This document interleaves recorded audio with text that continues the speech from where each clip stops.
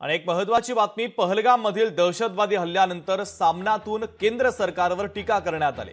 पुलवामा आणि पहलगाम प्रकरणानंतर मोदी शहांना सत्तेत राहण्याचा नैतिक अधिकार उरलेला नसल्याचं सामनामध्ये लिहिलेलं आहे। तर अमित शहा सगळ्यात अपयशी गृहमंत्री असल्याची टीका देखील आता सामनाच्या अग्रलेखात करण्यात आलेली आहे। महत्त्वाची आणि मोठी ब्रेकिंग न्यूज आपण पाहतोय।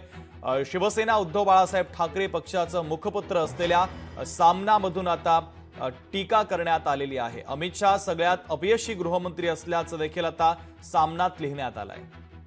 दरम्यान सामनामध्ये नेमकं काय म्हटलेलं आहे, काय लिहिलेलं आहे आपण पाहूयात। पुलवामा पहलगाम नंतर मोदी शहांना सत्तेत राहण्याचा नैतिक अधिकार नाही। अमित शहा तर सगळ्यात अपयशी गृहमंत्री आहेत।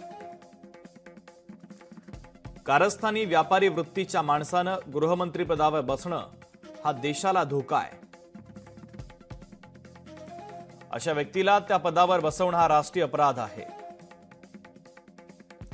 या अपराधाची किंमत देश चुकवतोय। काश्मीर घटनेनंतर पंतप्रधान 24 तासात बिहारमधील निवडणुकीच्या प्रचारात दिसले। तेथून पाकड्यांना इशारे देतात, त्यांचं राष्ट्रीयत्व म्हणजे ढोंग आहे। पहलगाम हल्ल्याने सत्ताधाऱ्यांचा राष्ट्रवादाचा फेस फसफसून बाहेर येतोय। 10 वर्षात दुश्मनांचा बंदोबस्त करण्यासाठी त्यांनी काय केलं?